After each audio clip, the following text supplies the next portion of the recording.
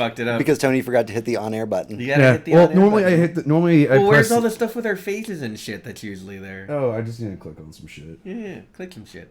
There you go. There you go. Honestly, they don't really need to see. Like, my face fucking hurts. It's because you fell down face first on 6th Street. Yeah. You fell into the dresser. Was it it? Oh yeah, you did tell him about the. No, I didn't hear the dresser story. Oh, this is mine. At least kind of like totally like justified. You're fucking on your phone, drunk as shit, walking, and you fall down, right? No, I was just sitting on the edge of the bed. Mm-hmm. That's the end of the story. Oh, did you just like lean into and like slam into the dresser? No, He didn't lean. He just fell. Like, he just immediately the bed was no longer under him. Yeah.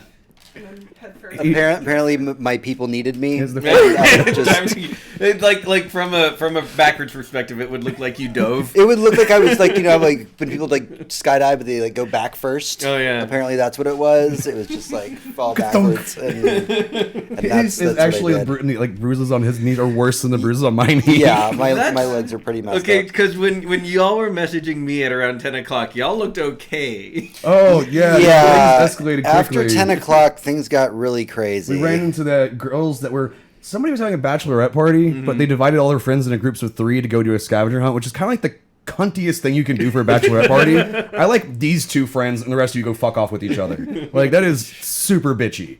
And we found them, and then we just I decided we had to follow them. Yeah, because I we thought went. one was So really we cute. went from like doing classy drinks and having old fashions and being Yeah. at a fancy bar to going to the barcade and like playing Never Mario, a good idea. going to play Mario Kart and doing Yeah. shots of Jamesons with beers in there. And then we got to Jackalope and just basically all hell broke loose. And that's where the big 4-straw.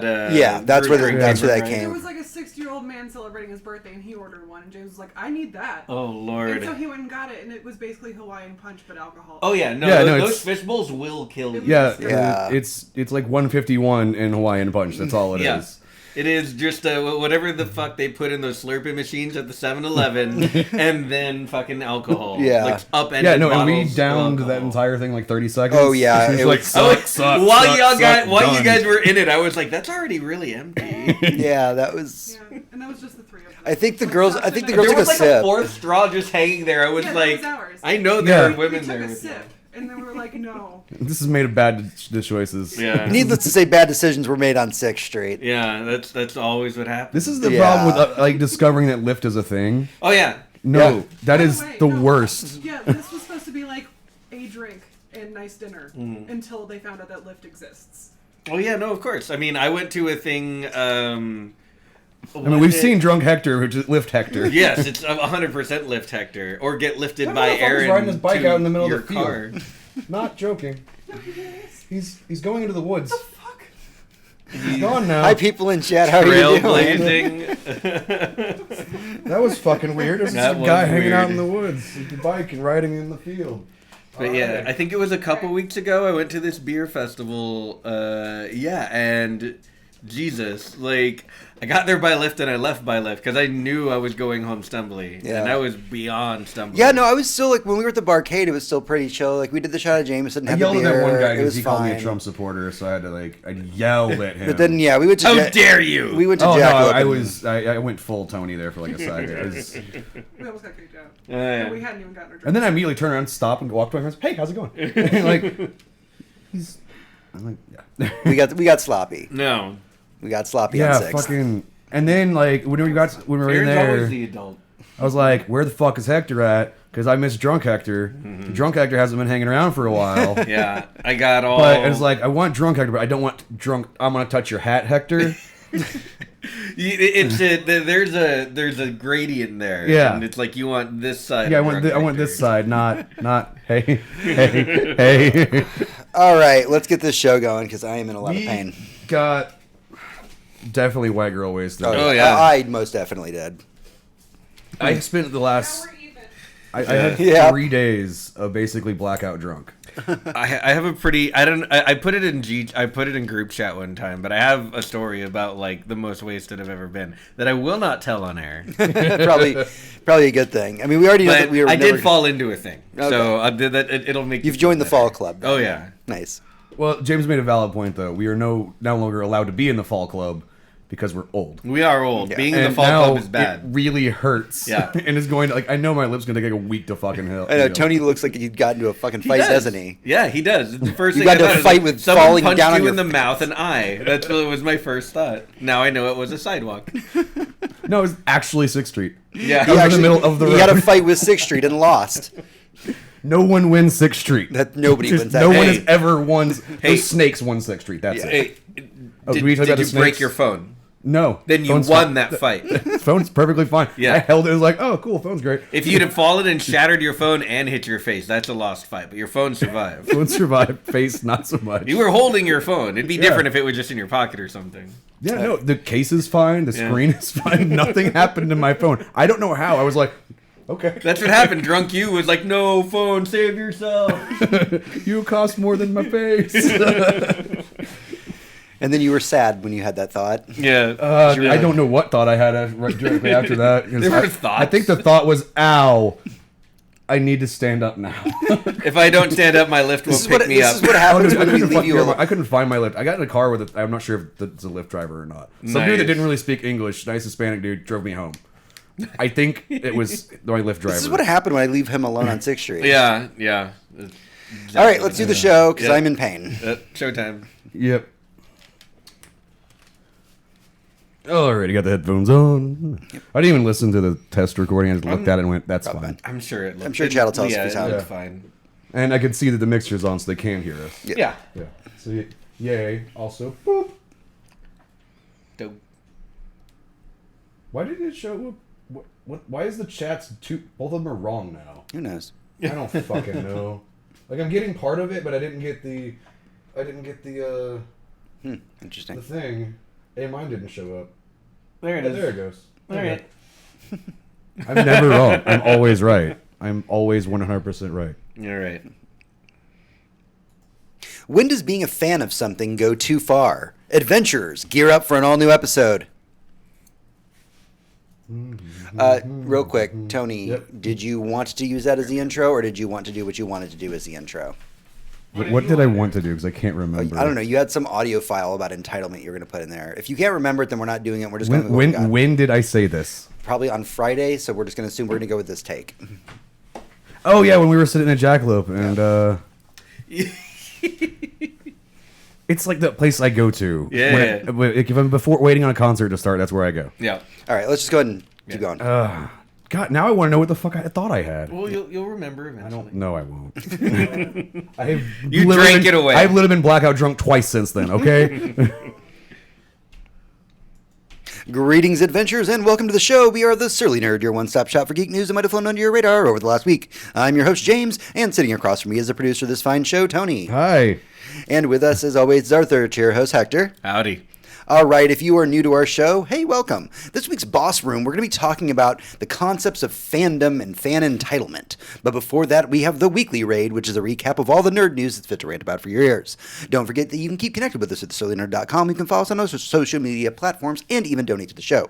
Every penny donated goes right back into the show that we make for you every week. With all that out of the way, ladies and gentlemen, adventurers of all ages, it's time for The Prelude.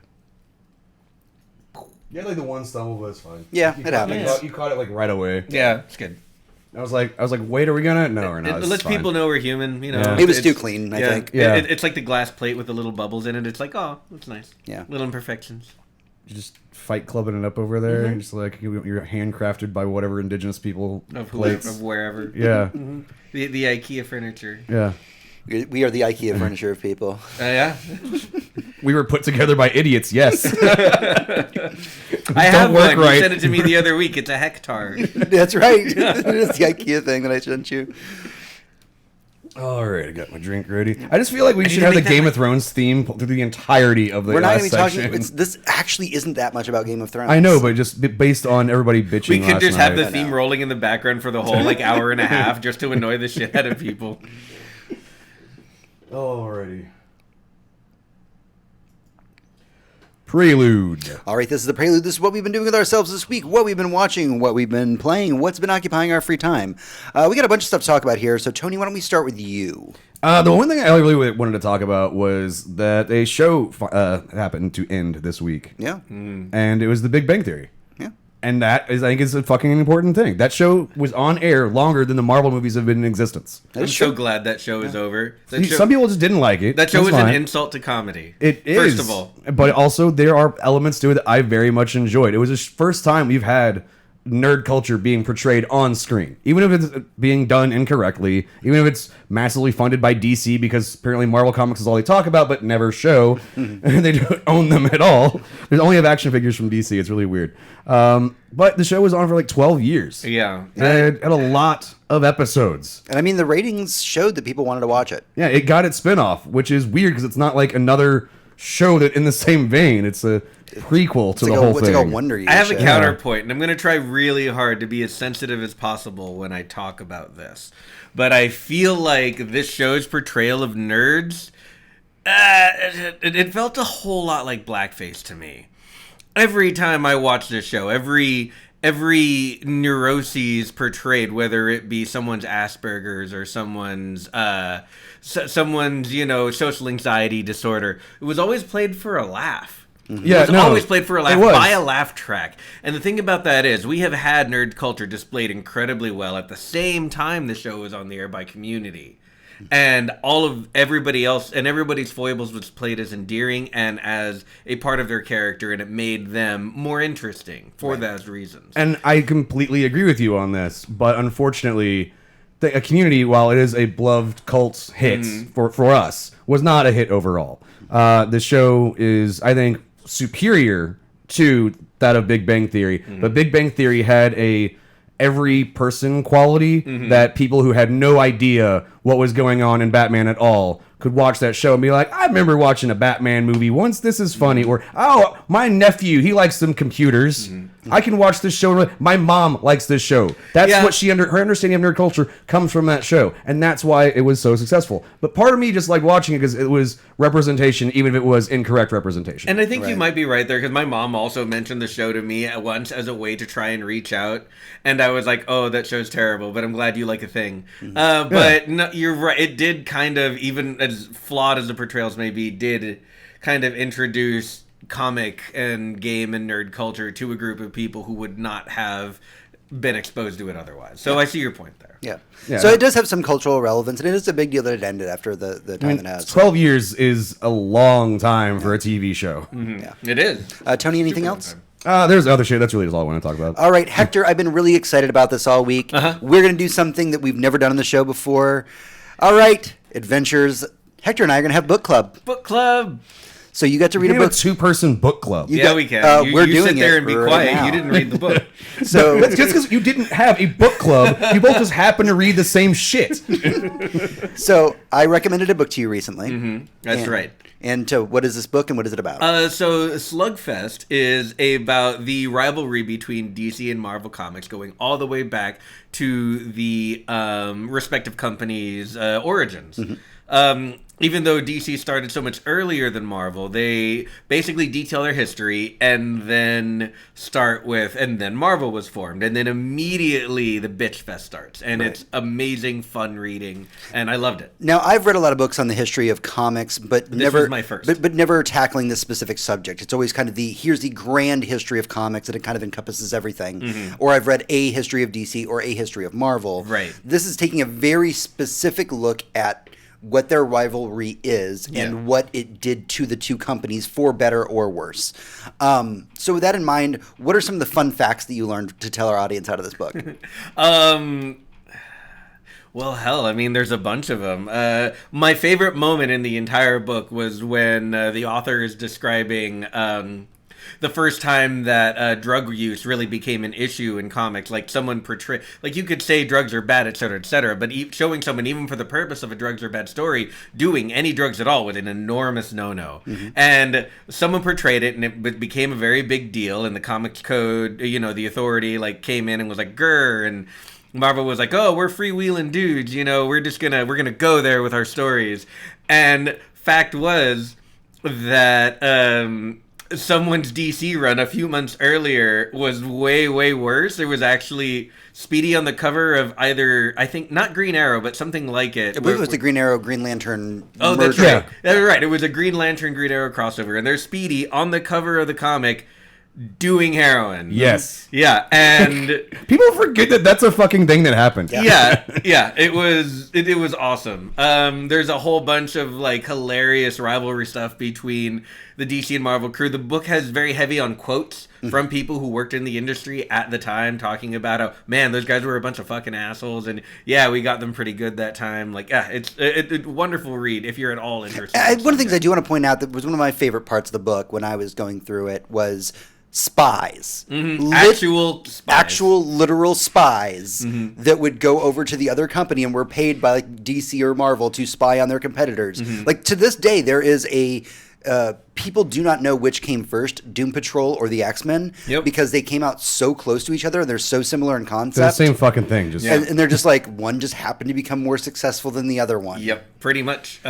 Speaking of which, just a quick off topic. I hear the show isn't bad. I need to check it out. Yeah. That being said, yeah, the corporate spies thing is amazing, and it's a pretty unique moment in the culture of those two companies because their artists and their writers and their editors would generally just hang out in each other's offices. So if you worked for Marvel, you could walk over to the DC offices, go up to whatever floor they're on, and talk to your artist buddies about whatever you're doing. because you've known each other for years at that point. Exactly, and you've probably both worked at the other company at one point in time. So they were all pals. So walking into the DC office wasn't hard. So when you got there, having someone pull you aside and say, "Hey, here's $1,000. What's your next big Marvel story?" I mean, duh. Yeah, it's like okay, here you the go. most obvious move in business. Like you don't need to be Captain Business to figure It is that one out. it is a fascinating read, and I highly do recommend people go. If you have any like even just a small interest in listening to the history of like Marvel and DC comics, there's worse books out there than this one. No, there's so many golden like Stan Lee quotes and like talk about the thing that most struck me about it when I was talking to James while I was reading it was how similar the rise and fall of DC and the rise and fall and ebb and flow of Marvel in comics, the history has been to their movies. It seems like the exact same thing, playing it out all over again as far as like who's on top and who isn't, and all of a sudden one is relevant and the other is old school. Like it's, This concept that like DC made something like the Dark Knight trilogy, Right. And then they decided we need to keep doing just the same thing. We need to just do that formula over and over again. Yep. And that's kind of what's put I them in mean, the position if you're they're in making right a fucking Maserati and it works and it's great and it wins a fucking race, you keep making more of them. but sometimes but what if someone makes a way better, faster car? But you can't just keep making a Maserati. but sometimes your Maserati turns out to be the Justice League movie. Yeah, So that too. Sometimes it's a Yugo. Yeah. Did you do I'm anything making else car this week? references on a show that people yeah, don't know about cars. I had a couple of things this week. I binged Dead to Me. It's a Netflix show about a woman who's just lost her husband and another woman who befriends her at their grief group together. It's a fucking amazing, fascinating show, and you should absolutely watch it. It's only 10 episodes. It's half-hour episodes. Oh, is it? I thought they were like an hour. I was wary about going into and it. Christina Applegate, for those of you who don't know, played Kelly Bundy on Married with Children, and a lot of other really great stuff. But as being a preteen at the time, that's what I will always that's what remember we her remember, for.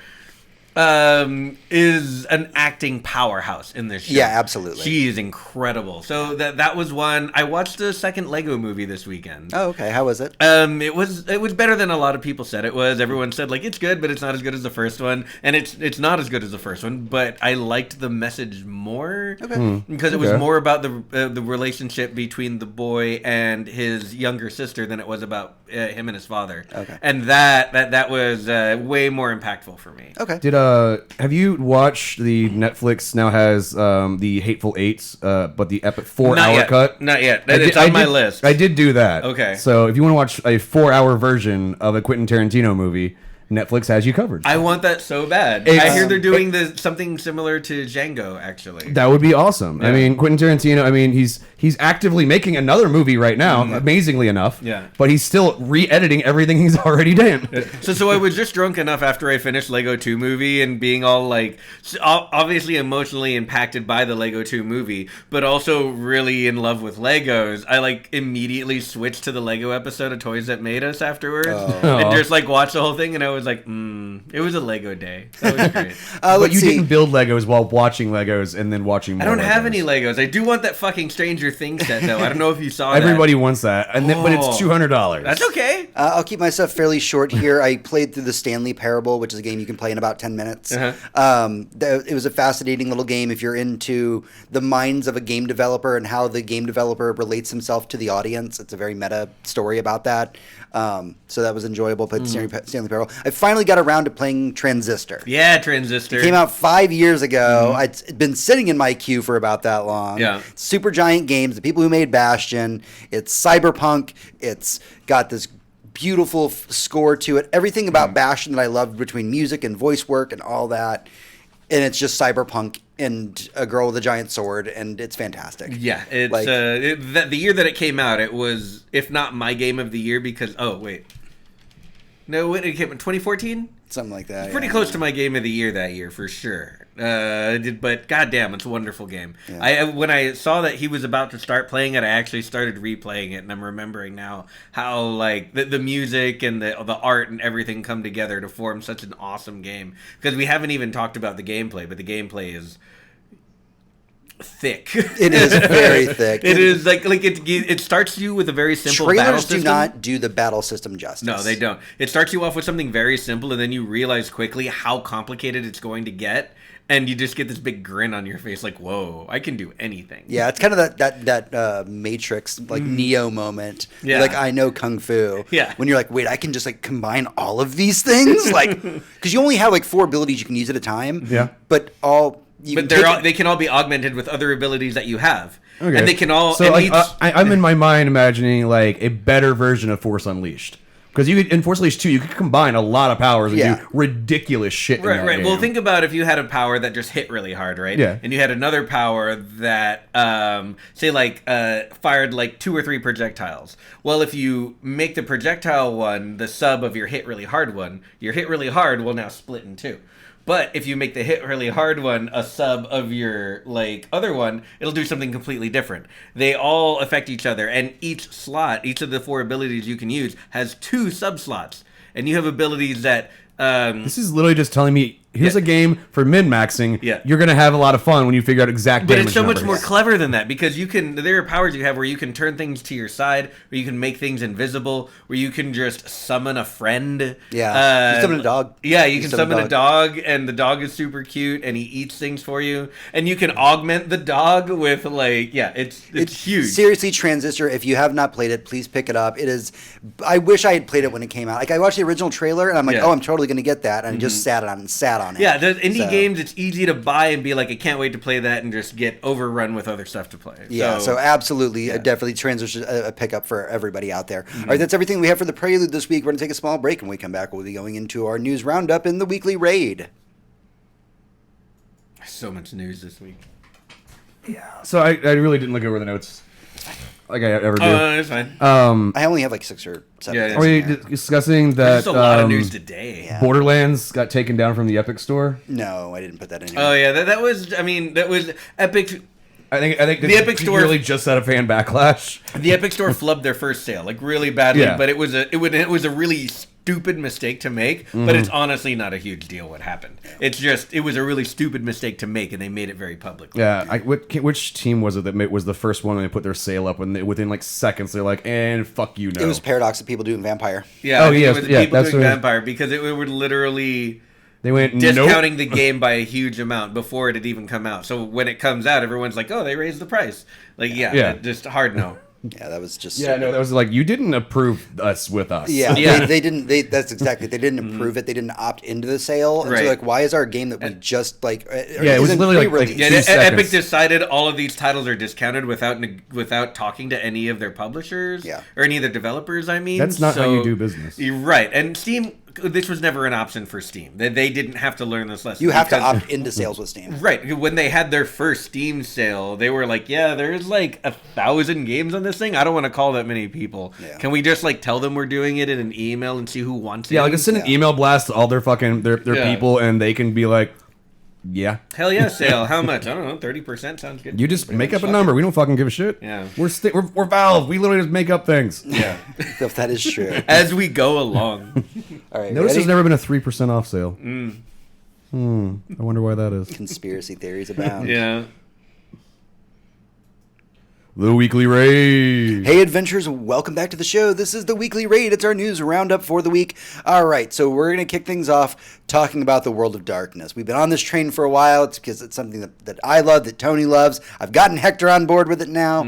Of course, we've been talking in previous weeks about Paradox Entertainment and how they're doing Vampire the Masquerade Bloodlines 2. Oh, yeah. Last week, we got to talk about Big Ben Interactive doing a new Werewolf the Apocalypse game. Yeah. And we were like, that's out of nowhere. I'm on board. Yes. This It was is out of cool. nowhere. I was when we got the announcement for Vampire the Masquerade, I was like, cool, that was to be expected. Eventually, someone was going to do something with this property.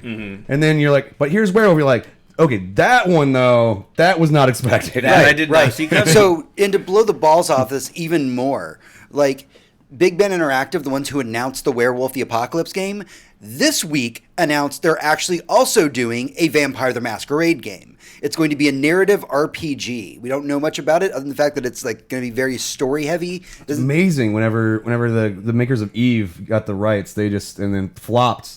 They, wow, a lot of people got their hands in that pie. They did very quickly. So now we know that coming to E3, Big Bend is Interactive is going to be showing off the Sinking City, which is about to come out around that time. Which Really is want to play that. The Lovecraft game that you're going to be doing, Werewolf the Apocalypse, Earthblood, and now we may at least see a trailer for the narrative RPG for Vampire the Masquerade. I assume from the sound of it, and I'm only making an assumption here, this is sounding a little bit more like something akin to like a Telltale game and less like Vampire the Masquerade Bloodlines. See, that's what I was like. I'm obviously not worried about it. The studios doing the separate vampire games are like, you know, in terms of what they're capable of producing, is vastly different. That being said, And also the types of games that they just make are vastly right. different. So yeah, that's a better way to put it. But when it comes to the property, did they really just be like, yeah, you can both make these games at the same time, which isn't unheard of? I guess it happens a lot in the Warhammer universe. I think we would have more details about this if they were farther along in the process. That's a good point. I think that the reason we heard about Werewolf first is that we will see a trailer for Werewolf at E3, but when it comes to this Vampire the Masquerade game, we may get a subtitle for it, or maybe like a 10-second trailer, but I don't think this is going to be front and stage for them at E3. Right. They probably don't even have a screenshot at this point. Right. This is probably very early concept. They may be able to give you a title of it, but really they need to be focusing on the Sinking City. Yeah. They need to be focusing on Werewolf the Apocalypse, Earthblood. Yeah. And then they'll just say, hey, if you like these games, we've got a vampire one in the cooker right now. I'm stupidly on board with all of this, and I really yeah. can't wait to see their like what they show up with at E3. Yeah, I feel like I'm going to be introduced to a lot of really great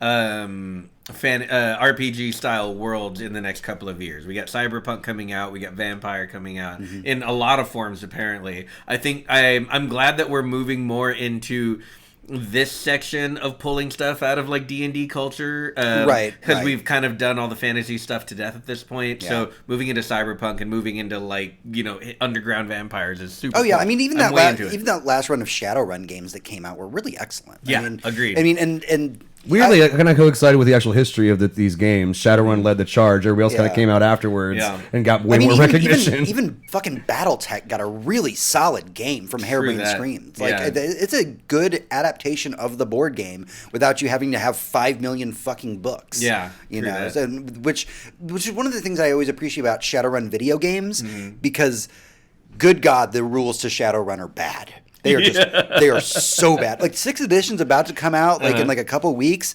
and like I got to read some reviews before I decide to pick up a copy of 6th edition because man, Shadowrun has like the worst. I'm really rules. surprised they haven't done with like what Wizards of the Coast has done with Dungeons and Dragons and people done with other studios with their properties, which is give away basically the beginner book for free, like just online. Like here, you can learn, you can study the base rules, you can get it out there to get your name out there, get people playing your game. Be like, hey, by the way, our book's like $40 and it's got more shit in it. Yeah. And I like that we're getting more of that coming out because these books ain't cheap either. Good role-playing books, good copies of role-playing books are a solid like 50 to 60 bucks. Well, they have like nice covers, great art, good quality pages, like laminated. I mean, they're meant to be pawed through over and over again. Yeah, and I was looking recently at picking up the first trilogy of Vampire the Masquerade 5th edition, and I'm looking at about $150 for those 3. Shit. Like, Yeah, whenever they did the Kickstarter, Is that basically like to get started with? No, you can buy just playing the core book itself. You can just do that, but I wanted to get the extra add-ons. Yeah. I'd been playing this universe long enough, and I'm just like, just fucking shove it in my face. Yeah. every time that they did a Kickstarter for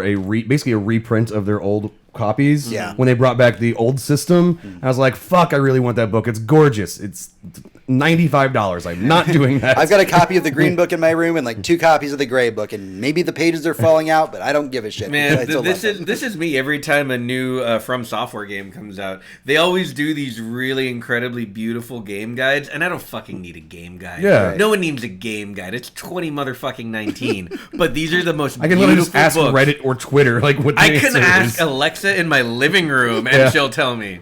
Don't say that too loud. There are multiples of her in this house. But the book for Bloodborne was so goddamn beautiful that I had to buy it. And I almost bought the one for Dark Souls 3. Like, whatever their next... they're gorgeous. Yeah, so, yeah. I That's mean, like the sometimes only the reason. book just gets you, man. Yeah, see, but I'd rather pay that kind of money for like a Hyrule Historia, like what they did for like Zelda. Like, I want that. I want the art book. Give me like all I like the art books, the lore books, Yeah. the things that I want my absolute issue, with my nice hardbound. Whenever I got my one for the art or the lore book for Destiny 1. Oh, yeah. Where it wasn't even all of it, it was just part of The the one story. that looked like a Bible with all the like gold leaf inlay and Yeah, stuff. Yeah, and I showed you, that like, look thing at was this fucking awesome. artwork. This is literally just the lore from like one section of the game that they just released with artwork, and it was fucking amazing. And that's the kind of stuff that I want to keep when it comes to video games. Yeah, Not- CDPR's store recently opened just last week, actually, and there was hugely positive response, and pretty much everything sold out. They have a sale? They literally just opened the store and was like, we have shirts and hoodies for like Witcher stuff and Cyberpunk stuff, and it's all gone. But they had some really cool art stuff, and they had like I think it was like $250 carved stone Geralt as a samurai statue. Wow. That just seems weird. It was awesome, and I want it, but it was really expensive. I like you. I don't like you. $200 weird statue. Right? All right, so let's go ahead and move on from all that fun talk. Talk a little bit about Sony. We have a bunch of Sony stuff to talk about today, and a lot of it's actually very fascinating. The first thing we're going to be talking about is PlayStation Productions. So Sony Interactive, their film division, is starting a production company called PlayStation Productions, and it's specifically going to be working on adapting Sony's video games for TV and film. Remember that conversation we just had last week? We literally Yeah. just had this conversation. Just had this conversation. But I think they heard us, and then they formed the division. But I Yeah. I think the thing about this, With a better about name. it the is, thing about it is that I have a little bit more trust in this. I Really? do. Maybe it's just Do you know why? why?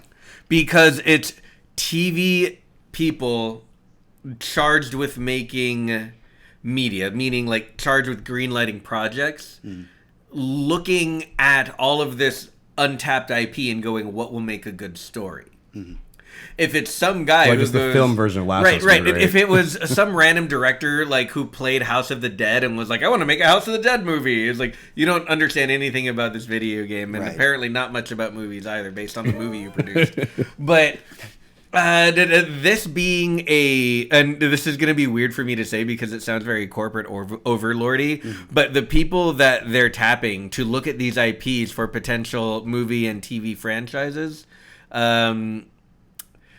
I can't think when you're touching me, man. Keep touching the table. Stop touching the table. I'm sorry. So their job is to find quality stories, inside material, and tap it in that way. Right. So I feel like we might get something that at the very least has potential to be good. So, Which is all I care which about. I also think they have the advantage of, because they're working with Sony properties and Sony studios, they get to go and do things like access that original concept art, Right. or talk to the script writers. Yeah, no, or- they're like You the can probably Lannisters and the find- Targaryens. They keep it in the family, and that way nothing weird can come in from the outside. Right, You everything gotta that keep your leaks gene pool inside. Very, very clean. So Game of Thrones. Yeah, that's a fun one. But I don't know. We might like roll back and cringe the first time we see like I I don't know, Jack and Dexter the movie like poster or Sure, something. but you know what? They have a very easy property that they've already dipped their toes into, and that's they can do Spider-Man. And that's the thing. Like You could my you first could get like Insomniac Spider-Man universe is like one of the multiverse Spider-Man movies. Right.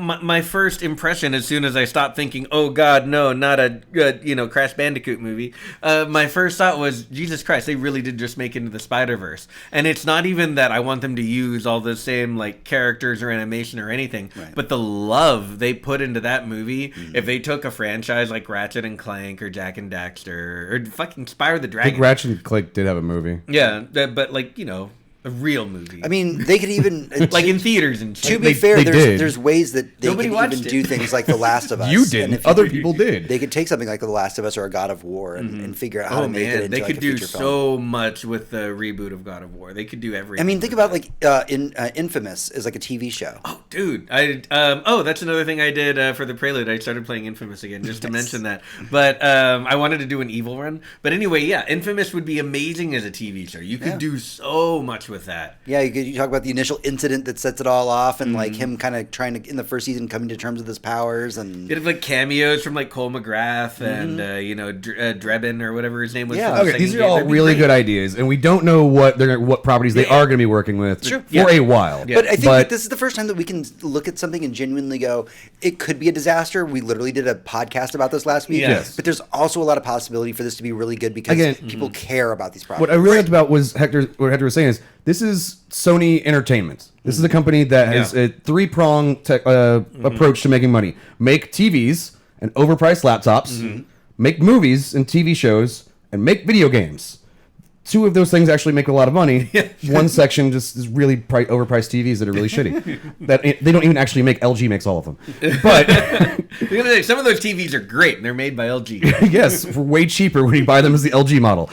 But they're just taking one team, like their film department, saying like, "Hey, we're gonna take a couple of you guys, go over here, get all their books, all the shit they wrote down, all the notes and the story and the artwork, bring it over here, make something where you don't push buttons to watch the same story." Right. And that's fine. That's great. That's what Sony does fucking best is make games where you don't have to buy loot boxes and shit. You don't have to have annoying ads in your shit. You can play a single player storyline that is very cinematic in its essence. Most of the stories they've come out with, at least on this generation console and even the last, are very cinematic in their storytelling. Yeah. They translate very fucking well. Yeah. And I look forward to never having to play these games and just watching them on TV. There you go. Yeah.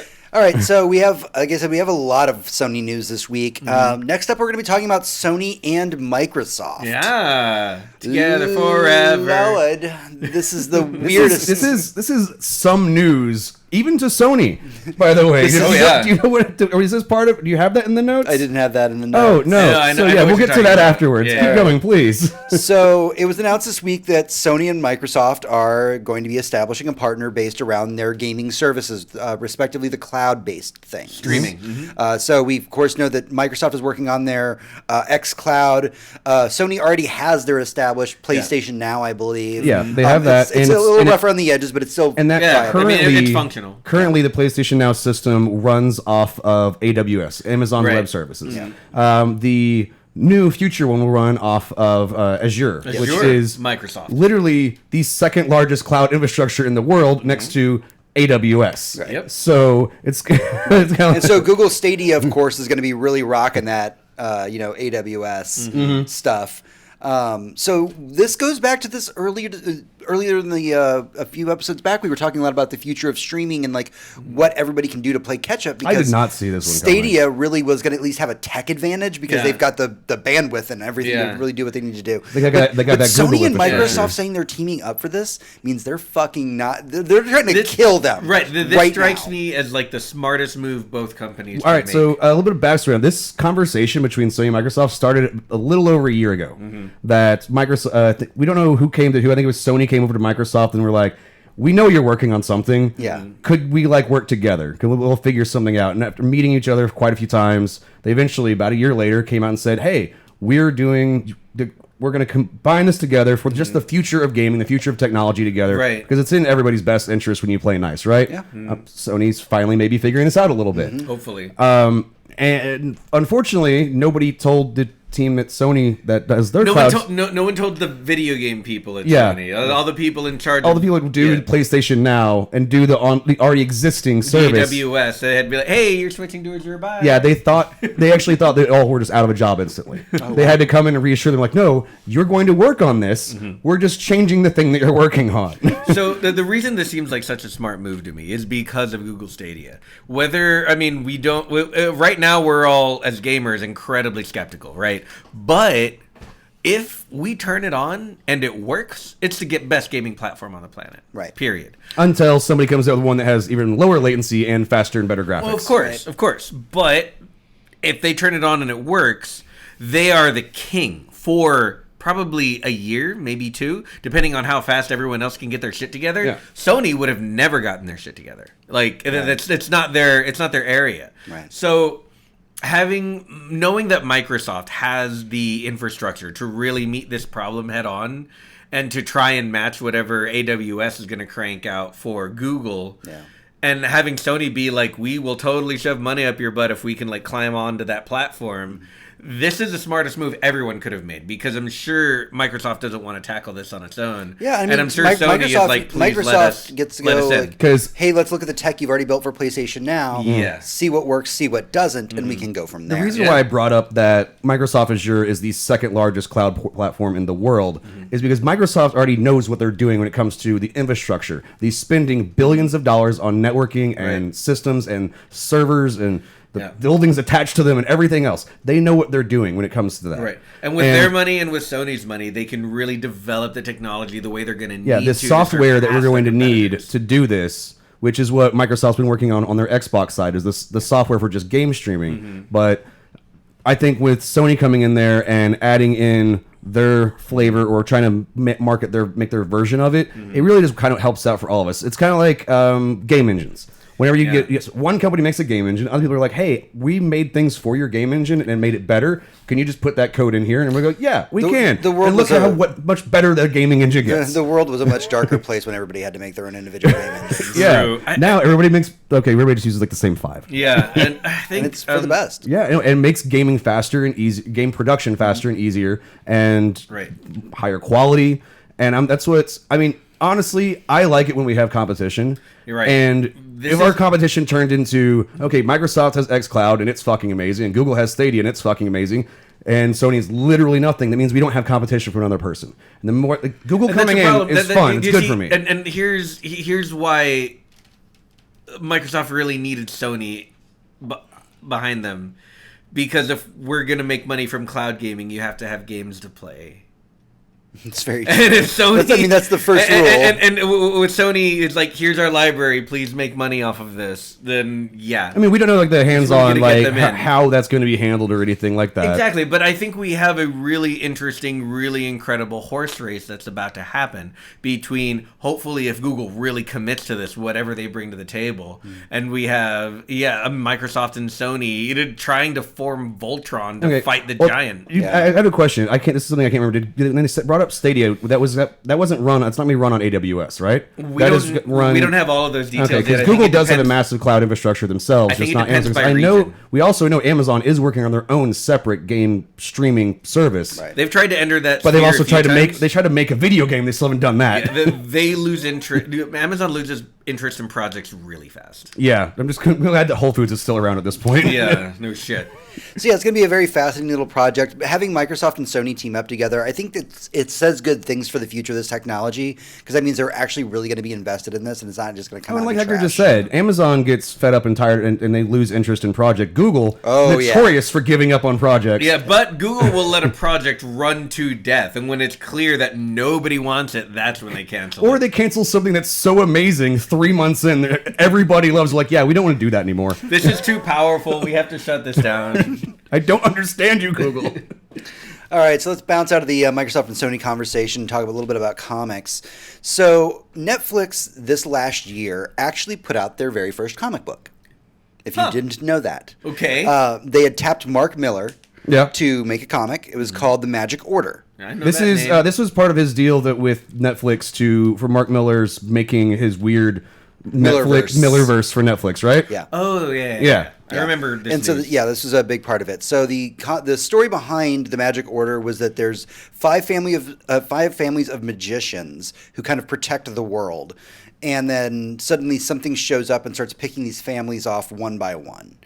So it's kind of about wizards in the real world, and they've got to try and be like normal people, but they're also you had me wizards. at wizards. Honestly, Yeah. between the magicians and Harry Potter, I'm just on board. You want more wizards? I just want more, But more wizards. adult wizard stuff. More in Just our like time. you can watch Yeah. the order, but like half watch it. Like do I something haven't else. started the order Do yet. something else while you watch it, and it'll be great. Okay, so it's like, Just don't pay too close attention. is it like play a video game or like jerk off show? Like which one am I doing? well, you'll switch back and Okay. forth. So, of course, this comic book did come out. Mark Miller's been writing it. We found out this week that James Wan is actually going to be producing and directing this as a Netflix series. Is James Wan just doing everything Probably. these Yes. days? And I want him to do everything. He literally studied from fucking, I guess, Guillermo del Toro, which is the sign on to a billion projects Yeah. and hope you make some eventually. Yeah, Oh pretty yeah, much. no, I'm doing this horror movie I'm pretty pretty sure much by James- myself. I'm also doing like a Fast and the Furious movie, Yep. and I did Aquaman. Did anyone hear of Aquaman? That was cool. It was like, yeah. Did some Conjuring films somewhere yeah, in there. I had a big 2018. Yeah. Yeah, like I did like Del Toro, 17 fucking Del Toro's like, movies I got and through TV 15 shows. minutes of filming in 2018. He's very specific about the things that he likes. That's okay? very true. He happens to like a lot of things though. That's the problem. There's nothing about this news that doesn't get me excited. I mean, obviously, I love For James real. Wan. Like, him working with Mark Miller is one of my favorite comic book writers. I think the concept alone sounds cool. Yeah. We obviously don't have enough wizards in modern day stories. We don't. We're only getting a fucking prequel Harry Potter movie like every 2.5 years. So Which that's not a Exactly. modern setting. That's like World War No, One. no, no, yeah, right. But what I'm saying is we need more fucking wizards in our life. The Harry Potter universe discovered a whole new genre we didn't even know we wanted, and now it's like fantasy, sci-fi, and fucking wizards. Give us our wizards. Wizards IRL is the Yeah. category. Yeah, no. When I started Magicians reading the knew- Magicians, those books, Yeah. I was like, "Holy fuck! This is just Harry Potter for adults. This is amazing." Exactly. And now I'm like, "Okay, Mark Miller." But it's Mark Miller, so this is going to be like Harry Potter for adults, but everybody has weird like S&M clothes on and they're beating people to death with baseball bats instead of wands. So they successfully combined Harry Potter with the Matrix. I think they win. I already want this. Put Yeah, it in no, my it's- face, It's please. literally Mark Miller's Kick-Ass mixed with Mark Miller's Harry Potter in a weird fucking thing, and I'm not sure I'll see how it goes. If it had Nicolas Cage, I'd watch it. All right, He'll show up to but anything. Netflix actually did say this week that they're going to be showing up at E3. Like they're Netflix showing up at E3. Netflix, the people who do all the shows that you watch. Yeah. We're waiting for another season very soon. Waiting for another season of Stranger Things. That Netflix. We knew that Netflix was going to be working on a Stranger Things game, and they A were second Stranger Things They game. were supposed to be working on it with Telltale Studios originally, and then they had a different Telltale Telltale went did under its thing. Yeah. But They just put too much on their fucking for plate. Netflix to say we are going to have a presence at E3, you don't say that when you've got like Yeah. a game in the chamber. Like Sony true. has no presence at E3. That's telling when Netflix would be like, fuck those guys, we're doing it. yeah. What are they coming up with? Like the Netflix gaming system? Right, What's going on? What's going on, guys? And that's the thing. Like, what if Netflix is first to the table for just like subscription-based like Game streaming? They're like, fuck Google, we did it. yeah. And I'm so interested to see what they're going to show us because I mean Everybody- it could be anything. It could be be. everything from a point-and-click adventure to something a lot like Bandersnatch we got from Black Mirror Mm-hmm. to like I was expecting them to go in more into Bandersnatch, which Bear Grylls has a point-and-click adventure TV show Yes. along the same lines with the Can You Survive. I refuse to watch it, but it's got an animated icon. I and heard- nobody else has animated icons, and it pisses me off when I see it because I'm like, I don't want to see Bear Grylls wiggling around my screen ever. I heard it's good. I heard you can like have a good like hour and a half of fun with it. Really? Just watching Bear Grylls die? Like Bandersnatch, it's exactly. The I same still have thing. yet to play Bandersnatch. You really should. I'm going to probably the day the next season comes It's out. Black Mirror. It's super fucked up. You Yeah, will if love Black it. Mirror's coming out soon. Yeah. I'll watch it. I'm expecting them to show more of the interactive that with Right. controller Interactive game. movies will But definitely be that's one. my thing. What if they they have a couple more of those and then they just drop like. I think they might AAA they might bombshell show on it. like some licensing coming from Right. the worlds that they have. Honestly, everybody's immediately going to go to Stranger Things because it is Right. really the most popular thing that they have. Right. But what if like you saw them bust out something like, "Hey, we're also doing a Bandersnatch style story, but it's set in the Gears of War universe." Right. And see, that's the Well, thing. that'd be a weird thing with Microsoft on stage showing They that. don't have any like super exciting action-packed properties outside of the Marvel properties, and they're probably not going to get licensing for those. They're super So, not getting licensing for I'm those. wondering- Disney's holding that shit down. If they could find a way to use like their own IP to make a compelling video game, like that would blow my mind. I'm trying to think of like And- all the Netflix originals that would make a great video game, and I'm Same. like, fuck, there's actually a lot of fun. Yeah. Like imagine a zombie survival game from Santa Clarita Diet, since that's canceled. Do something with it. Yeah. I mean, that'd be fun. I mean- R.I.P. that show. It was so good. Damn, I just had a really good one. Damn it! No, that you'd move on. Okay. I mean, Love, Death, and Robots would be great, but that's a whole other That's thing. that'd be like, what? How could you make that into a video game? It's a series of shorts. Like, I don't know. There's a lot of stories to be told, but they're already telling them in TV form. I love the chat's comment was, I love the idea of Kotaku reviewers calling Netflix the new Dark Souls. Netflix is the Dark Souls of TV streaming services. God, that fucking phrase. All right, we have one more bit of news that we're going to wrap things up with today. I find this one a bit odd. So we found out this week that Hulu is working on a pilot for a potential series based on Stephen King's novella, The Eyes of the Dragon. Yeah. So I'm going to talk a little bit about this book in case you're unfamiliar with it. is it about a dragon in its eyes? It is a fantasy story. I figured with a dragon. It is a children's story that Okay. he wrote. It is not very long. It is a very short book. You can probably sit down and tear through it. Which is weird. Like Stephen King, like if it's a book by Stephen King, that thing like is the fucking phone book. It's Right. ginormous. Yeah. Wait, people don't have phone books anymore. I can't use it as a reference anymore. I'm old. It's an entire Wikipedia worth. So a thumb drive? Yeah, this is strange to me because I obviously love Stephen King. I love it in The Eyes of the Dragon. It was a really fantastic story that I wish I had gotten to read younger in my life when people were feeding me it, and they could have been feeding me Eyes of the Dragon. It's fantastic, but I just don't know if I see where it would go as a TV series. I mean, Yeah. that's going to be some hard sit down This and is like. this is some weird fucking tinfoil hat thing. It's actually just a prequel to the next season of the Castle Rock. Castle Rock. Yeah. So yeah. Wait, what was this supposed to be on? It's going to be on Hulu. Yeah, Okay, so same, yeah, that's then the reason it why I was could like, it's totally- Samuel get Castle Rock. totally be It's just, that. it's all part of that fucking.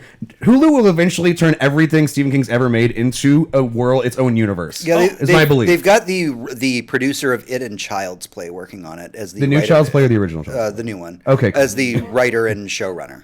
Yeah. Interesting. Oh. Fuck it. I'm on board. I don't care. Give me Stephen King It sounds shit all fun. the Yeah, time. I mean, you can keep shoving Stephen King stuff in my face. I mean, I'm not tired of it. Yeah, I mean, there's the renaissance of it going on right now. I honestly cannot wait for the second season Like of Castle Rock. I Oh, refused yeah. to watch Oh, the yeah. trailer for the It Chapter 2. I was Yeah. like, no, They showed no, it to me. Just shut the fuck up and They let me showed- watch it. So I saw John Wick 3 this weekend. It Yeah. was amazing. Go watch it. It's better than 2.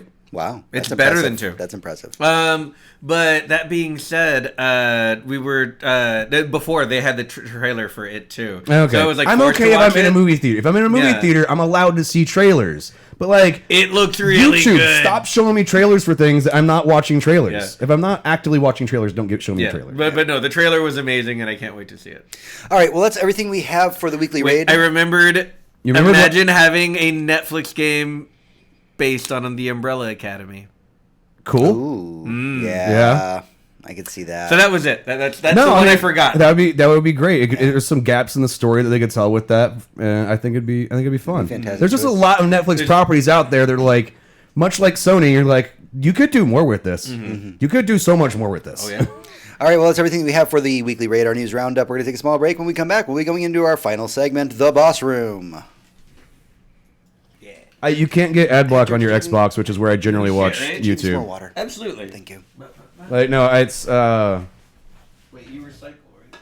no. No. Okay, good. We We're don't all recycle. If we recycled, we would actually probably make a decent amount of money with the amount of aluminum cans that we've gone through in this place and glass. Yeah, Between I aluminum know. cans and glass, holy We're shit! killing the planet, Tony. is what I'm saying. I'm not having kids. I'm for killing the planet. I don't have to fucking care. I don't want it to be around when I'm gone. How is that any fun? How dare other people get to play on the planet? No, I'm done with my. I'm not putting my toys away whenever I'm done. I'm burning them to the fucking ground. Thank you. Welcome. All right, let me save this real quick. Hey, George, you mind grabbing me a drink? Yeah, what do you need? Whatever.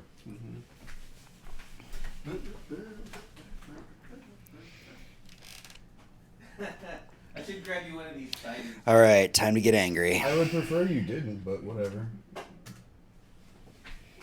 I have to like reread my notes just to get myself angry. We for had this. such a good yelling about this on Friday, and I can't remember a fucking thing that we talked about. I can still channel most of that energy. I was very angry. I've been about blackout it. drunk too much Summon since that then.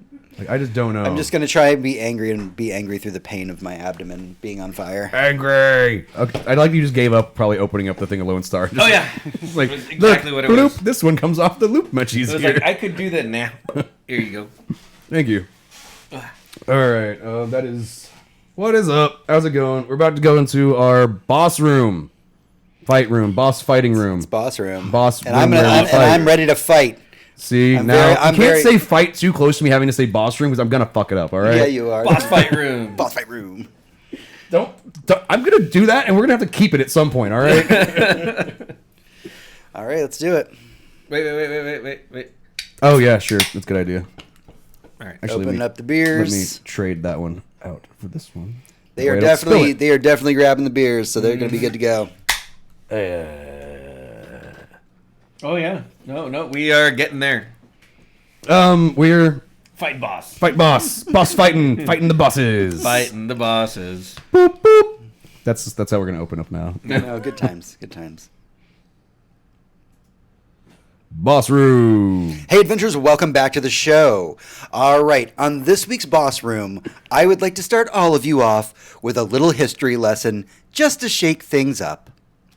The year was 1989-ish. The movie Batman, directed by Tim Burton, was announced.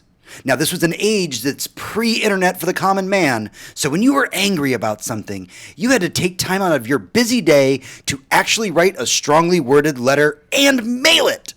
And that's exactly what happened to the cast of Batman 1989 when it was announced who was playing Batman and the Joker respectively. I mean, you think it's hard because it's like, where do you even find a stamp? But in 1989, stamps very prevalent. Yes. Little Danny Elfman score in the background. I want you to keep that story in the back of your head as we get into today's topic, which is fandom and entitlement.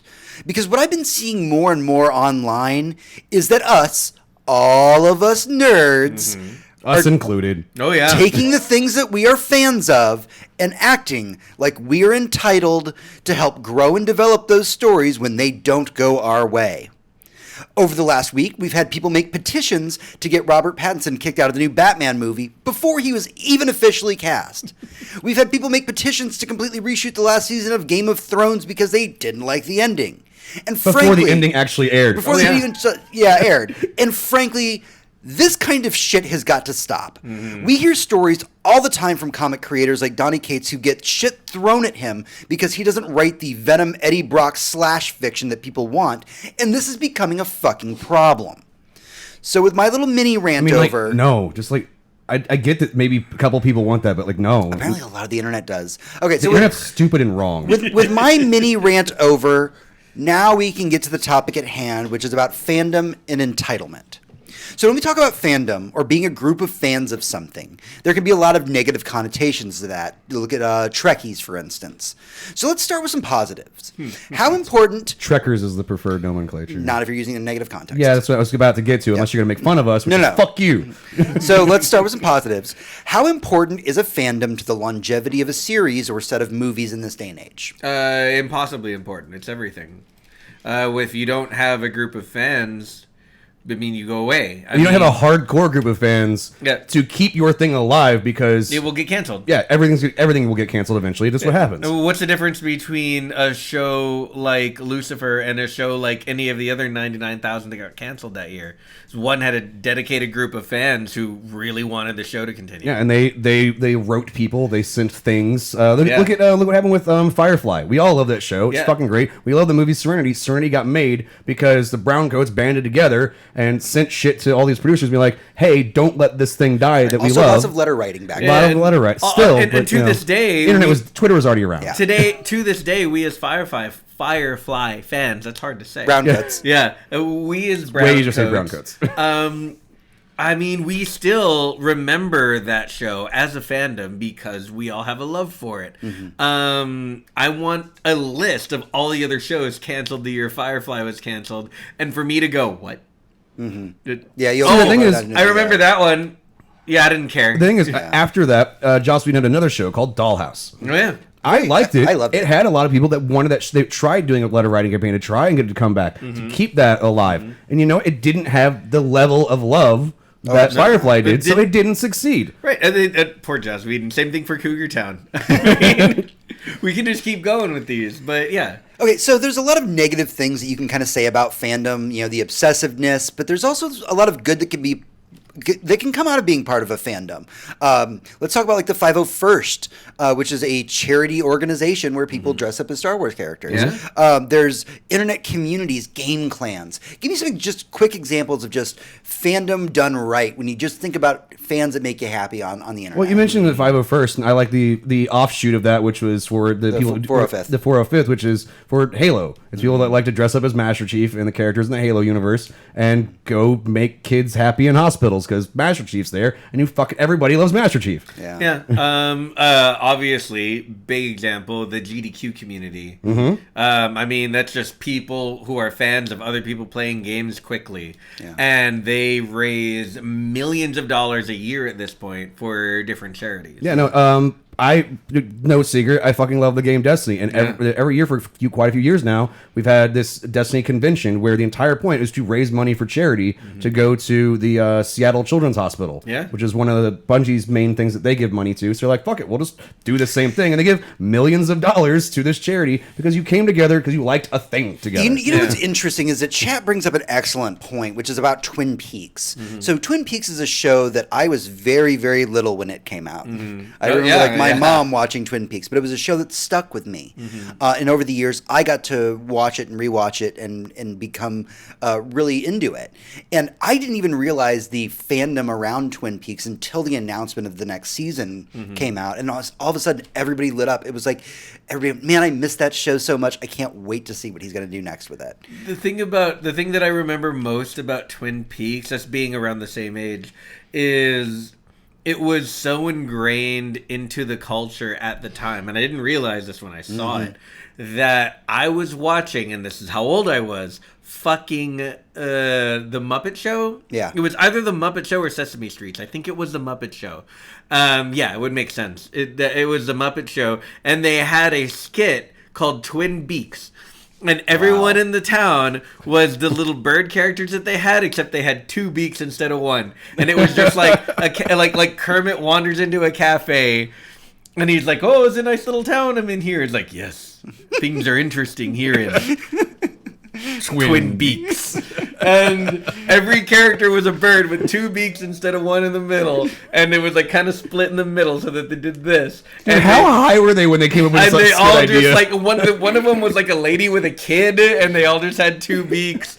And everyone just talked in like a low hushed tone with like a noir light across their face. This was the zeitgeist when this was coming out, and I was barely old enough to watch the Muppet Show. I wasn't around to appreciate it the way that like my mom appreciated it, because it was like the water cooler talk. Yeah, for her it was and the her Game friends. of Thrones of that day. Right, and then now, like I go into it and they like announce the new season, and all of a sudden this fandom, I get to see this fandom out of nowhere of people that are a spectrum of ages, between. I know me people and that my love parents' Twin age. Peaks, and they weren't alive when it was first aired. Yeah, it's Like, crazy. they found it whenever they were teenagers. It's like, this show's the greatest thing I've ever seen in my life. Yeah. And they ran with it. And I'm like, I've been to their houses. There was Twin Peak memorabilia and shit. And I'm Posters and like, shit. you are not old enough to know that show. No, seriously, the first time I saw an episode of Twin Peaks, I look at it and it was like, was that the guy who was married to Charlotte in Sex and the City? Like, that was my reference for the main actor.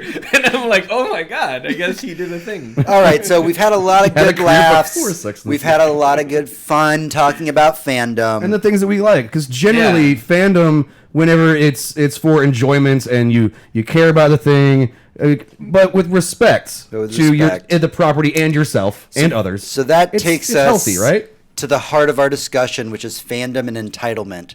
So for the panel, when does being a fan of something begin to go too far? I The mean, moment you say "fuck you," I'm going to kill you. That's definitely That's okay. That's a hard. That's a hard yeah, too that's far. that's a don't be that guy, of course. So here's where we find the fuzzy part of this line, right? How many times have we said on this show? It's like we're nerds, we're passionate about what we like. Sometimes we get angry about it, but we get angry about it because we love it. And this is when we do things like critique certain movies or video game movies, or critique what Microsoft is doing or what Sony is doing, and say, dude, or what EA is doing or what the Epic Store is doing. We're critiquing the things that we love, and we're telling them that, you know what, this is some bullshit. Yeah. We do that because we love the thing and we want it to be better. This show is literally just based around that. All argued about this constantly on the show. But Let me now, the name of the show about being angry about nerd things. Right, but now we're at the point where we have to find this fuzzy line and define ourselves above and below something. Yeah. So you can love a thing and critique it and want it to be better, whether it's Game of Thrones. Because somebody else went too far, so Right. now I've got to figure out where my line is based on his too far. Yeah, but video games with or without microtransactions, or TV shows or books that we love. But there's a point where you make a podcast about something and try and, get people to love the things that you love with you, and maybe understand the things that could be better and spread the word about that. And then there's a point where you write a letter to your favorite creator of your favorite thing and tell him to go fuck himself. Right. Or tell him you found out where he lives and you're upset with him. Yeah. If you tell him that, even just like, let's go way further back from that. Let's say you tell him that you don't like what he did, and then cast aspersions on his character for it. It's like, I don't think you wrote this way. It sounds like you're kind of a sexist. Or, way worse, it sounds like you might be gay. Or it sounds like you might be something else that I hate. What? Right. Are you a secret Mexican? Like, people hate all kinds of things. Right. But what they do is they take their creator of the thing that they love, and because they don't like what happened to their property, they decide that the person creating it is something they hate. They lash out in a non-productive. They disparage them. Yeah, it's They- a non-constructive way. Right. We say this at the office all the time. Why come to us with a problem without a solution? What is your point? Yeah, and actually, chat brings up an excellent point. Fandom isn't just limited to. We say this all the time on the show. You can be a nerd for anything, and sports is one of those things you can be a nerd for. Oh, yeah. And people do that. People get invested in their favorite players. Get angry when things happen to certain players that they follow, and then they so- can show up at their gaming convention, or I guess it's a sports whatever, and another- throw things on the stage. Oh, yeah. And that's not okay. That's Well, we too have far. people. We also have people following football players in major metropolitan areas to clubs that they frequent, and yelling at them about their performance, or like harassing them for autographs. Yeah, and this is a point that I had meant to bring up way earlier than this, but chat just brought it up, so might as well jump into it. This is not a new phenomenon. I mean, when we heard the stories when Sherlock Holmes was killed. Oh, yeah. like Oh, the that was- letters he got. Sir Arthur Conan Doyle got the death threats, right? Yeah, for like It could killing literally Sherlock be a Holmes. book about the death threats alone, Yeah. honestly, with how many he's... I wonder if they kept all of them. I don't know. Like, we should go to his house and find out. Let's go rummage through his papers.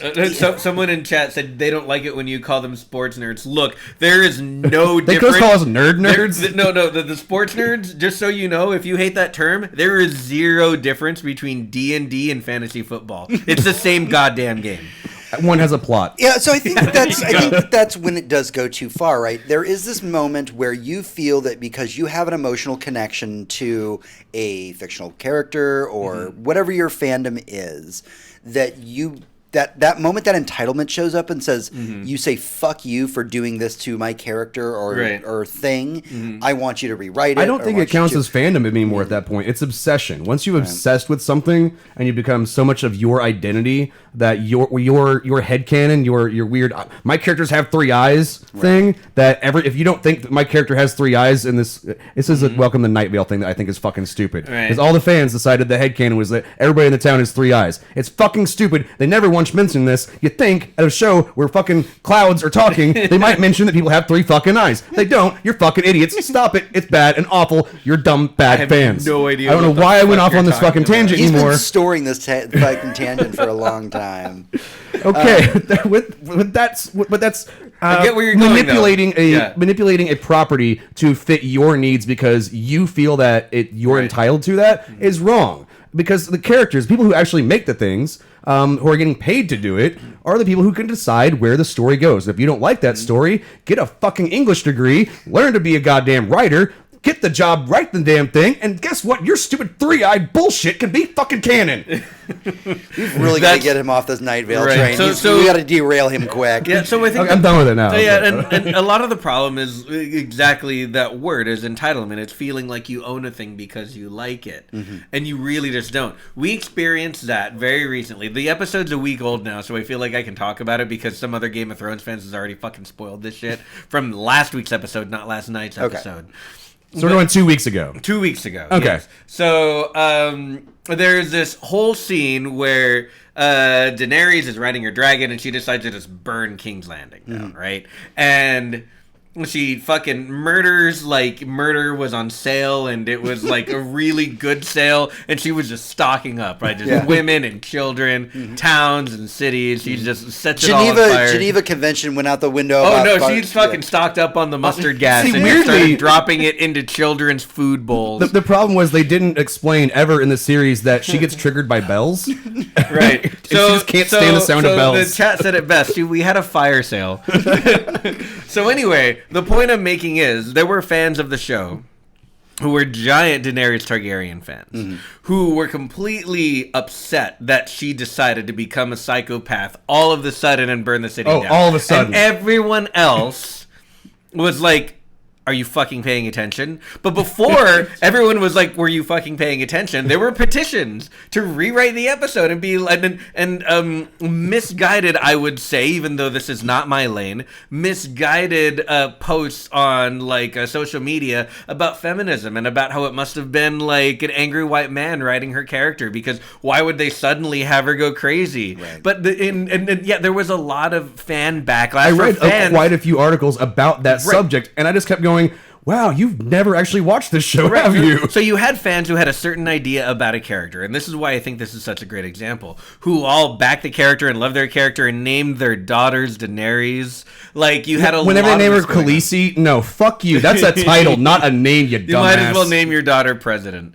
So, yeah. But, and so you had all these fans who were like, no, I feel betrayed by this. This is not her character. This is not correct. When really they were just missing a lot of subtext. Yeah. And I can't help but feel like all of these fans who feel betrayed by the authors of their work really just didn't kind of understand it to missed begin something with. along the They way. They didn't get the story to begin with, so you're watching Right. it and going, oh, you either didn't pay attention or you just didn't get 8 seasons worth of a show. See, one of the things that what always strikes me as really weird is when we talk about comic books and how comic book writers change hands. Like they pass a baton. Like they don't just stick around. I mean, unless you're like Chris Claremont writing the X-Men for like a million years. Yeah. But like even though that baton gets passed at some point, and so even if you don't like a series at one point, it can get passed on to somebody else that you can then come back to the series. Oh, for sure. Why take that time out of your day to go write something angry to the current writer of the series? Right. Just ignore it, vote with your wallet, and wait till the next writer comes along. Why upset somebody by basically threatening their life because you don't have Venom getting, or Eddie Brock being fucked by a symbiote or something? Like, Right. you need to fucking I mean, get out of that. He is inside of him all agreed. the time. Yeah, but I mean... he's not don't encourage them, Tony. inside of Right. him. Don't Well, encourage now Venom's a fucking furry porn character, and it's your fault, Tony. It's wrong. Oh, I'm sorry. I went and got my degree, and I wrote that whole plot line. I So- did that. I work for Marvel now. But why do people begin to feel like they're entitled to like try and badger and berate the creators? I think Like, it comes down to it's when we started talking about fandoms, just latching onto things that you enjoy and you care about, and it becomes part of your own identity. These characters, this world is now part of you. Right. You believe wholeheartedly in its existence. And the moment someone who has the control over that universe says, no, everything you think is wrong, or does something slightly different, or won't write a plot line that you like, you know what? it breaks your attachment to that character. Sure, let's Or world, or let's whatever. dial it back to something very simple. We've been using very extreme examples. 3 words: Dumbledore is gay. Oh, yeah. Yeah. Oh man, that pissed people off. Like, Oh, I mean... Like, I'm more mad that Dumbledore has a weird Hugely. sister-brother thing from the new movie, and it doesn't make any fucking sense, because we knew his fucking family line for all the other goddamn books, and now all of a sudden, in fucking Crimes of Grindelwald, there's another fucking goddamn Dumbledore running around, when there never was previously. I'm more angry about that. Dumbledore, like, sucks a dick. I don't fucking care. Whatever he does in his own little chamber of secrets is fine with me. I knew that was going to trigger him. I was just I had that I had that one in the chamber. Whether or not he stays in his chamber, it's okay for Dumbledore to be out and gay. Yeah. That being said,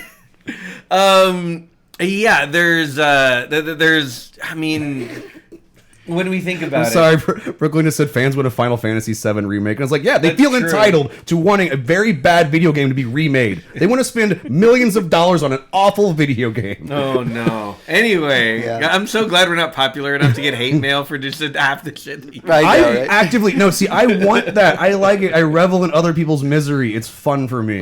So anyway, but yeah, the Dumbledore turned out to be gay example is wonderful, because there's a lot of stuff like that happens that does piss people off, and then suddenly they're sad that they were fans of a thing. Mm-hmm. I am subscribed, we're not a political podcast, to an entire subreddit called Trump Grets, and it's all about it's all just posts, people's Twitter posts, usually after a presidential Twitter post about, wow, this is dumb. I can't believe I voted for you. I certainly won't do it again. And it's like thousands and thousands and thousands of rows of that. Mm-hmm. And it comes down to being upset with something you bought into because you don't like where it went. Mm-hmm. And breaking that down to the point where you were, I guess, so into something that you feel the need to now want to destroy it because it didn't turn out the way you wanted. I mean, could Game of Thrones have turned out well? No. With as popular as it was, no. Is there anything they could have done? No. You know what they could have done? They could have waited till the books were finished and adapted them perfectly, which would have been an incredibly tall order. I feel like we are going to get into last episode territory, and I don't want to do that. I don't want to do that. They could have waited until the books finished and adapted them perfectly, which would have been very, very, very, very hard. Yeah. But they didn't have that luxury, so no, there was never going to be a time when the ending was going to be satisfying. George R. R. Martin told them where the characters end up. Yeah. He told them who lives, who dies, and where their end goal is supposed to be, right? Allegedly. Well, Allegedly. That happened. And I'm not going to sit there and fucking scour the internet to find out if I'm right or wrong about this right now, because we're doing a show. Mm-hmm. But if that is true, that means that ending that we all got, you have to accept, because that's where in the book will be close to, right? Maybe. Somebody pointed out, one of my friends, immediately after the show, they didn't watch it, they just read all the spoilers right afterwards. Funny. And I was talking to him, and he's like, well, you got exactly what you wanted. I went, yeah, there's only one thing that I wanted. I literally did not care about anything except for one thing happening. It happened, and now I don't give a flying fuck. There you go. So, I mean, it was a show that worked for me. That we, as a culture, have all bought into the fandom of it. Oh, yeah. Whether or not it's at an extreme level, its popularity, which so many people bought into the fandom of Game of Thrones. Right. Mm-hmm. And so the moment these bad dragons, these changes incest? start happening, it's like Alabama with dragons. Right. When all these changes start happening, people get angry about it. Mm-hmm. To put it in perspective, I've been watching Game of Thrones in space. It's called The Expanse. Goddamn right.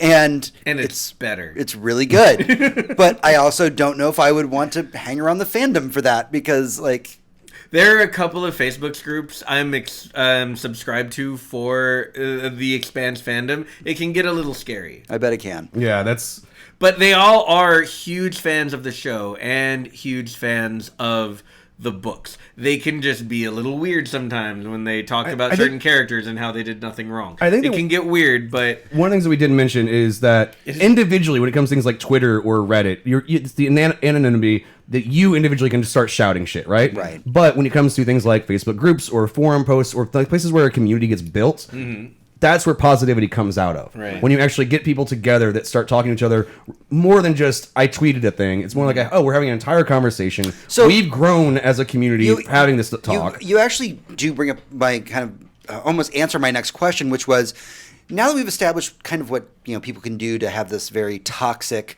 fandom when they go online and make these rants and do these things towards content creators, what can we as nerds and fans do when we see this kind of behavior online? Well, mine was the showing of how it can be fixed, right, but not necessarily how to stop it. Stopping it requires somebody going, what you're doing is not okay, and holding people accountable for that. But that's not the way the internet works. Yeah. In my experience, just with shows that I've followed over the years, and I've followed a lot of them, the bigger the fandom for a show gets, the more toxic it gets, period. That's just what happens. I watched it happen to Breaking Bad. Luckily, so far, it hasn't happened to The Expanse.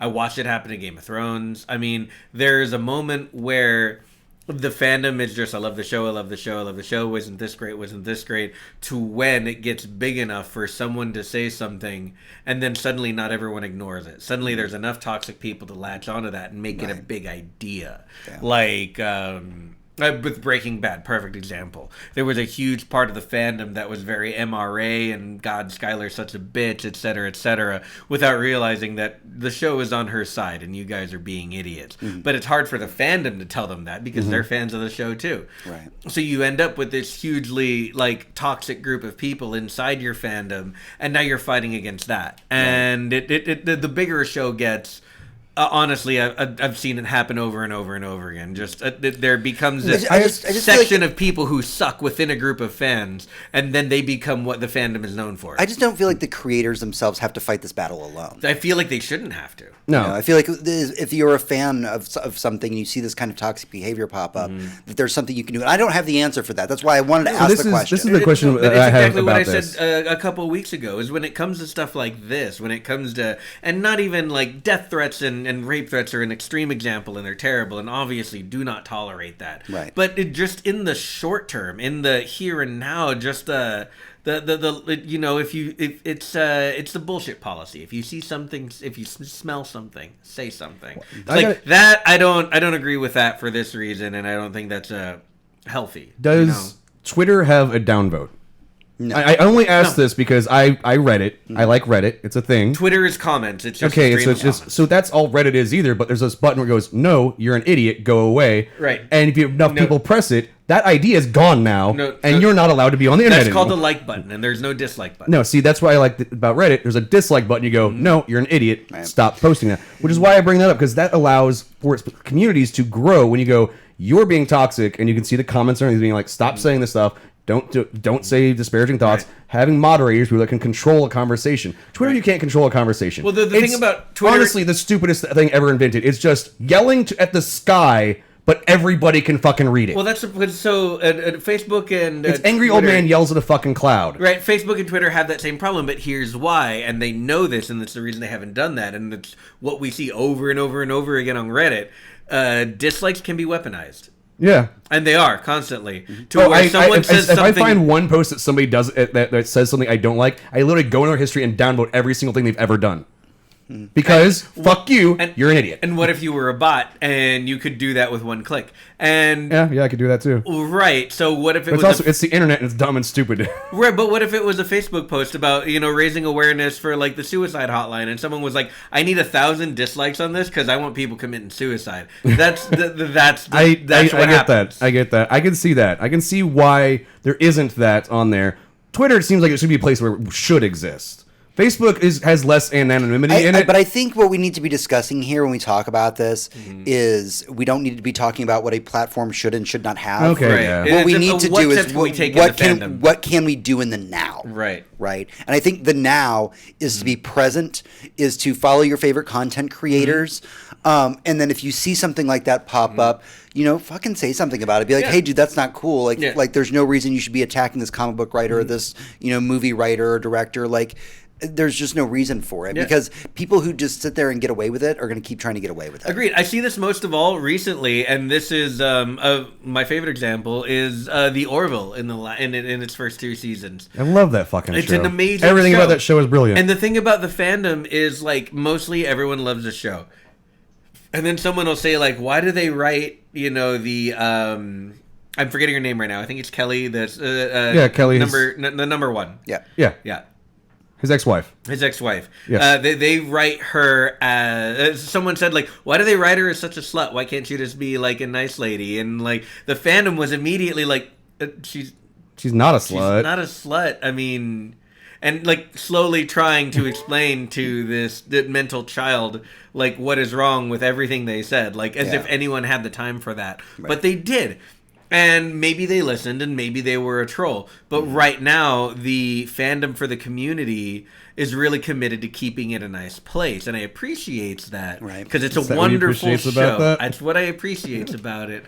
Because it's a wonderful show and I need more of it. And I hope the community, because it's a very politically charged show, can keep it in their pants and enjoy the show for what it is. So I guess this may not be as complicated of a question as I thought this would be, but really is it a direct correlation that our love of something so passionately is what leads us into these kind of toxic fandoms?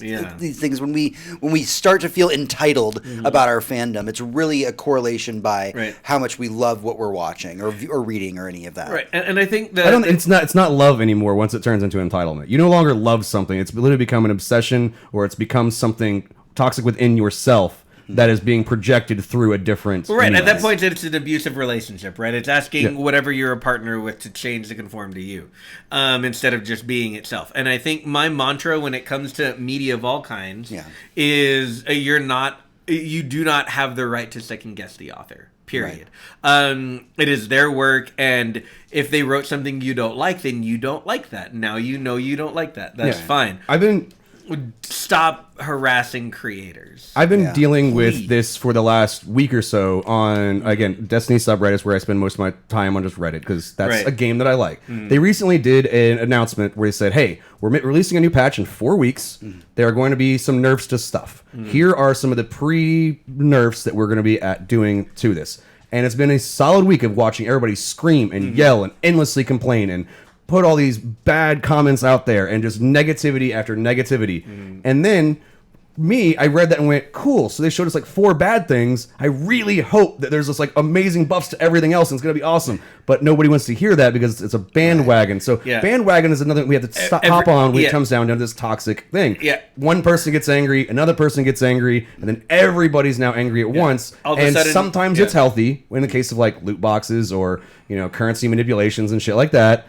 But whenever it's like, hey, we just need to change the way our game works because we know what's coming and you don't, so maybe let us make some changes. That's right. And I think the one thing that we're kind of dancing around the issue here is that when we say the words, fandom and entitlement, what we're not filling in is the middle part of that, which is if you are a part of a fandom, you are not entitled to shit. Yeah. And that's the hard cold truth of it. You can be a part of a fandom, but the creators do not owe you shit. I have spent probably... Honestly, if George R. R. Martin wrote at the very last paragraph of his book, he said, and then aliens showed up and dinosaurs ate all their faces off. Right. That's the way it fucking ended. He's the one that wrote it. You can't get mad at him for that. Right. He made that whole book to go to that one thing and go, fuck you at the very end. Well, and here's the thing. Like, you can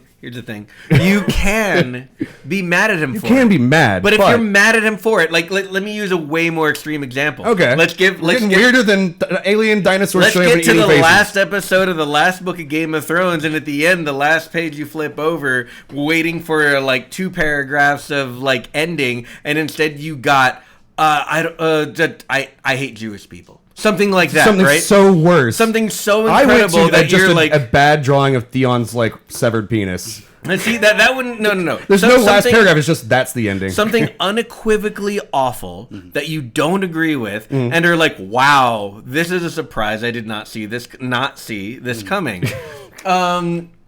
That being said, you're allowed to be mad at him for it. And if he killed your favorite character, you're kind of allowed to be mad at him for that too. Right. But you either liked the media you consumed or you didn't. And you can use that to inform your choices going forward and being like, I probably won't read anything else ever again by George Martin. Because apparently this is not true. He hated people of a certain faith. This is not true. This is an example.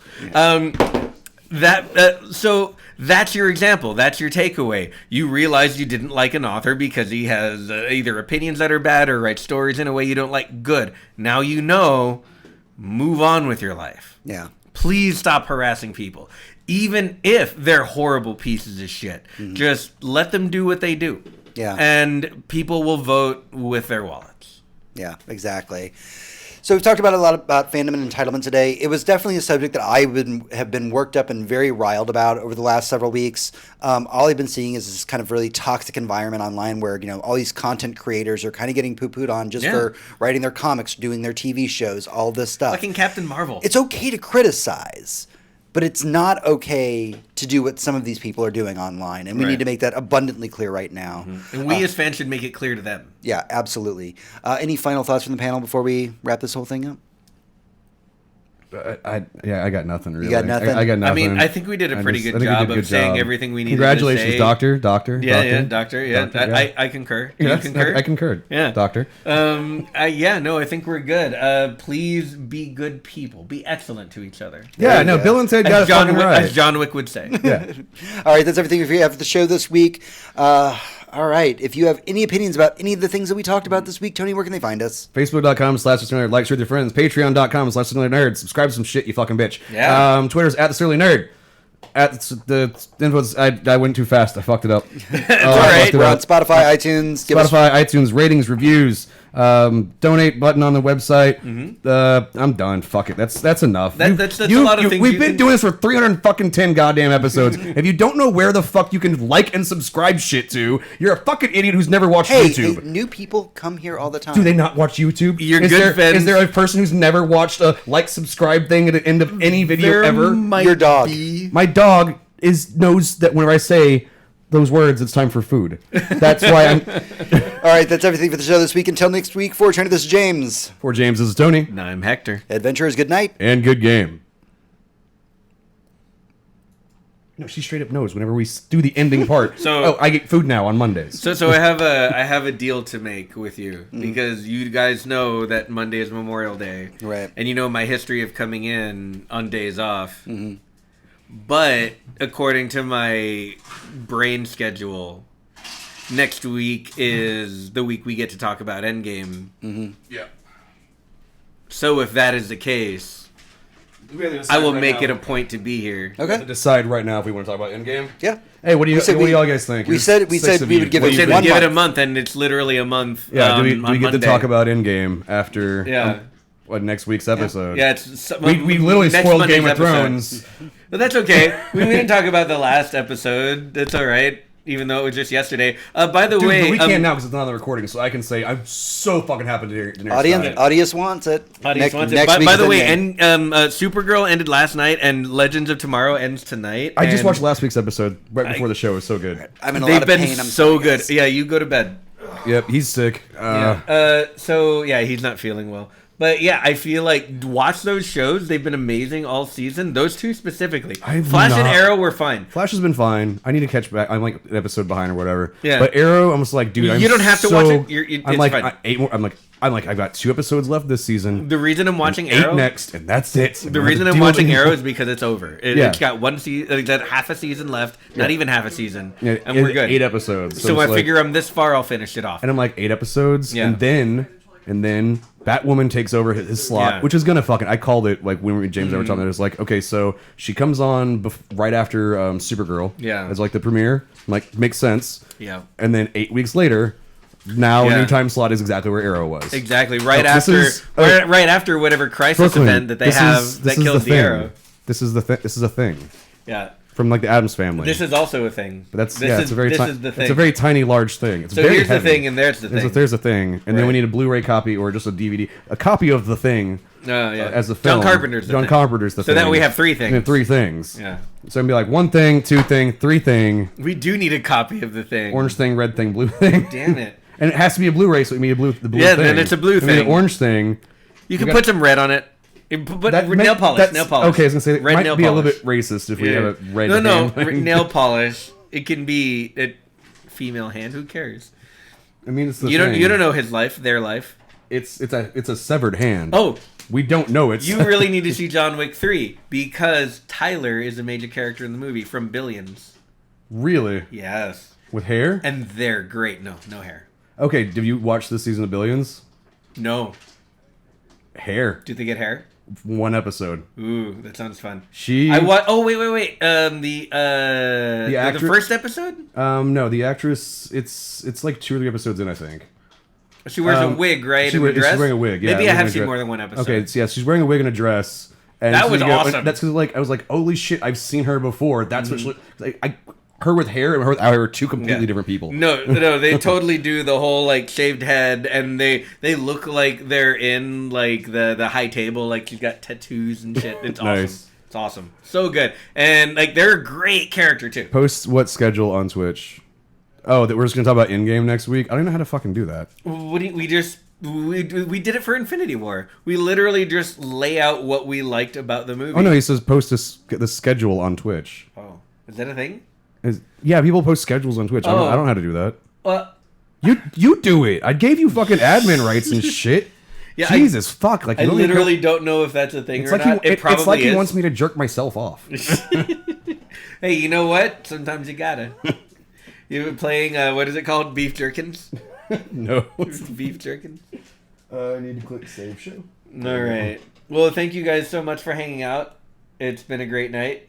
Yeah. And next week... Oh, and honestly, we can't do a schedule for the show aside from Monday. Yeah. Because we don't know what we're really going to do until Monday. You should call him, but we literally will only schedule our Monday podcast. Everything else is up in the air because our lives are up in the air. Yeah, no, like what subject we're going to talk about changes up until we're about to It record. changes on Monday when I talk Yeah. to James all day at work. Yeah, no, and it's based on the conversations we had all weekend about Exactly. what we're going to do. This week on Monday, he knew exactly what he was doing, We and I spent was like, Friday "Oh, talking about you all of guys it." must have like discussed this before." Yeah. Yeah, no, we had the whole thing planned out, and then I got wasted, and I forgot all of my talking points. Yeah. Well, that's fine. But I went on a good goddamn Welcome to Night Vale rant about those stupid fucking fans. Yeah.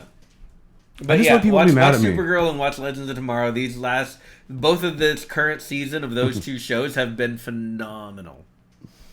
And anyway, that's me signing Dude, off. Hawk, yeah, you're way late. We're literally done. Oh yeah, we're We're literally literally saying signing goodbye. off. Yeah.